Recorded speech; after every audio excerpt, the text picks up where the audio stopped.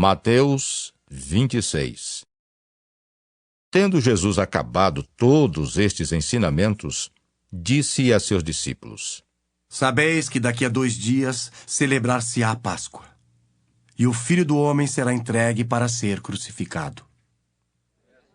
Então os principais sacerdotes e os anciãos do povo se reuniram no palácio do sumo sacerdote, chamado Caifás, e deliberaram prender Jesus à traição e matá-lo.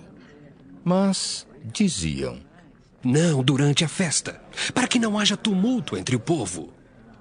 Ora, estando Jesus em Betânia, em casa de Simão o leproso, aproximou-se dele uma mulher, trazendo um vaso de alabastro cheio de precioso bálsamo, que lhe derramou sobre a cabeça, estando ele à mesa. Vendo isto, indignaram-se os discípulos e disseram: Para que este desperdício? Pois esse perfume podia ser vendido por muito dinheiro e dar-se aos pobres. Mas Jesus, sabendo disto, disse-lhes: Por que molestais esta mulher? Ela praticou boa ação para comigo. Porque os pobres sempre os tendes convosco, mas a mim nem sempre me tendes. Pois derramando este perfume sobre o meu corpo, ela o fez para o meu sepultamento. Em verdade vos digo, onde for pregado em todo o mundo este evangelho, será também contado o que ela fez para a memória sua. Então um dos 12, chamado Judas Iscariotes, indo ter com os principais sacerdotes, propôs: Que me quereis dar e eu vô-lo entregarei? E pagaram-lhe 30 moedas de prata. E desse momento em diante buscava ele uma boa ocasião para o entregar. No primeiro dia da festa dos pães asmos, vieram os discípulos a Jesus e lhe perguntaram: Onde queres que te façamos os preparativos para comeres a Páscoa? E ele lhes respondeu: Ide à cidade ter com certo homem e dizei-lhe: O mestre manda dizer: O meu tempo está próximo. Em tua casa celebrarei a Páscoa com os meus discípulos. E eles fizeram como Jesus lhes ordenara e prepararam a Páscoa. Chegada a tarde, pôs-se ele à mesa com os 12 discípulos, e enquanto comiam, declarou Jesus: Em verdade vos digo que um dentre vós me trairá. E eles, muitíssimo contristados, começaram um por um a perguntar-lhe: Porventura, sou eu, Senhor? E ele respondeu: O que mete comigo a mão no prato, esse me trairá. O Filho do Homem vai, como está escrito a seu respeito. Mas ai daquele por intermédio de quem o Filho do Homem está sendo traído. Melhor lhe fora não haver nascido. Então Judas, que o traía, perguntou: Acaso sou eu, mestre? Respondeu-lhe Jesus: Tu disseste. Enquanto comiam, tomou Jesus um pão e, abençoando-o, o partiu e o deu aos discípulos, dizendo: Tomai, comei. Isto é o meu corpo. A seguir, tomou um cálice e, tendo dado graças, o deu aos discípulos, dizendo: Bebei dele todos, porque isto é o meu sangue, o sangue da nova aliança derramado em favor de muitos, para a remissão de pecados. E digo-vos que, desta hora em diante, não beberei deste fruto da videira, até aquele dia em que o hei de beber, novo convosco no reino de meu Pai. E tendo cantado um hino, saíram para o Monte das Oliveiras. Então Jesus lhes disse: Esta noite todos vós vos escandalizareis comigo, porque está escrito: Ferirei o pastor e as ovelhas do rebanho ficarão dispersas. Mas depois da minha ressurreição, irei adiante de vós para a Galileia. Disse-lhe Pedro: Ainda que venhas a ser um tropeço para todos, nunca o serás para mim. Replicou-lhe Jesus: Em verdade te digo, que nesta mesma noite, antes que o galo cante, tu me negarás 3 vezes. Disse-lhe Pedro: Ainda que me seja necessário morrer contigo, de nenhum modo te negarei. E todos os discípulos disseram o mesmo. Em seguida, Foi Jesus com eles a um lugar chamado Getsêmani e disse a seus discípulos: Assentai-vos aqui enquanto eu vou ali orar.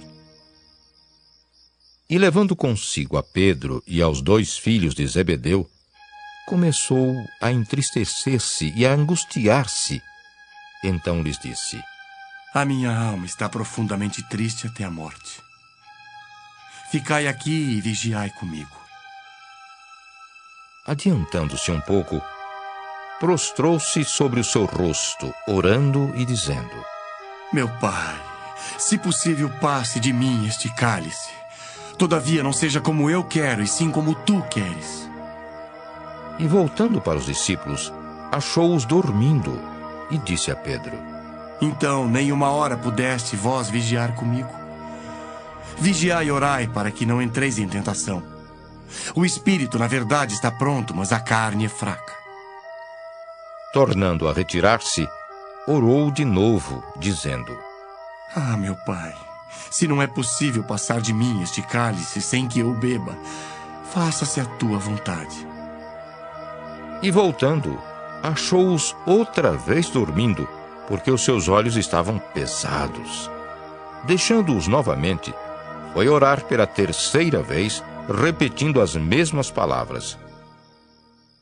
Então, voltou para os discípulos e lhes disse: Ainda dormis e repousais. Eis que é chegada a hora e o Filho do Homem está sendo entregue nas mãos de pecadores. Levantai-vos, vamos. Eis que o traidor se aproxima. Falava ele ainda, e eis que chegou Judas, um dos 12, e com ele grande turba com espadas e porretes, vinda da parte dos principais sacerdotes e dos anciãos do povo.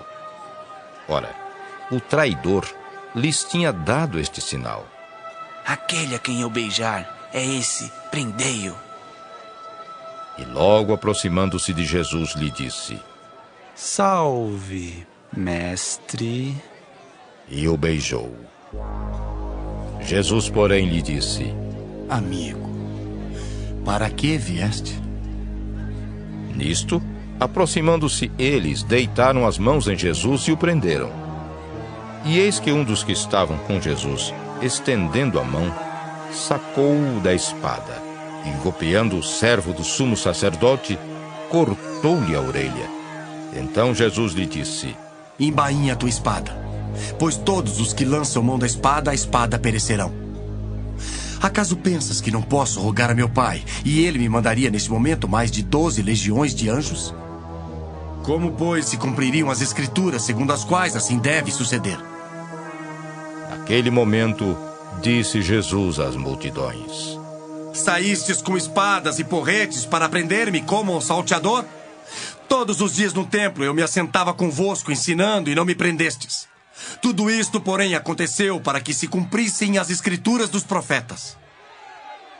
Então, os discípulos todos, deixando-o, fugiram. E os que prenderam Jesus o levaram à casa de Caifás, o sumo sacerdote, onde se haviam reunido os escribas e os anciãos. Mas Pedro o seguia de longe até ao pátio do sumo sacerdote, e, tendo entrado, assentou-se entre os serventuários para ver o fim. Ora, os principais sacerdotes e todo o sinédrio procuravam algum testemunho falso contra Jesus, a fim de o condenarem à morte. E não acharam, apesar de se terem apresentado muitas testemunhas falsas. Mas, afinal, compareceram 2 afirmando: Este disse: Posso destruir o santuário de Deus e reedificá-lo em 3 dias.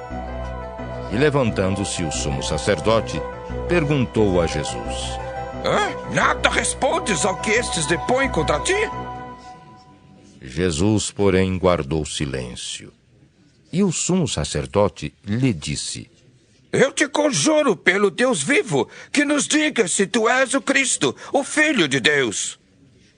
Respondeu-lhe Jesus: Tu o disseste. Entretanto, eu vos declaro que, desde agora, vereis o Filho do Homem assentado à direita do Todo-Poderoso e vindo sobre as nuvens do céu. Então, o sumo sacerdote rasgou as suas vestes, dizendo: Blasfemou! Que necessidade mais temos de testemunhas? Eis que ouvistes agora a blasfêmia. Que vos parece? Responderam eles: É réu de morte. Então, uns cuspiram-lhe no rosto e lhe davam murros, e outros o esbofeteavam, dizendo: Ah, profetiza-nos, ó Cristo, quem é que te bateu? Ora, estava Pedro assentado fora, no pátio, e aproximando-se uma criada lhe disse: Também tu estavas com Jesus o Galileu. Ele, porém, o negou diante de todos, dizendo: Não sei o que dizes. E saindo para o alpendre, foi ele visto por outra criada, a qual disse aos que ali estavam: Este também estava com Jesus o Nazareno. E ele negou outra vez com juramento: Não conheço tal homem. Logo depois, aproximando-se os que ali estavam, disseram a Pedro: Verdadeiramente és também um deles, porque o teu modo de falar o denuncia. Então começou ele a praguejar e a jurar: Não conheço esse homem. Imediatamente cantou o galo. Então Pedro se lembrou da palavra que Jesus lhe dissera: Antes que o galo cante, tu me negarás 3 vezes. E saindo dali chorou amargamente.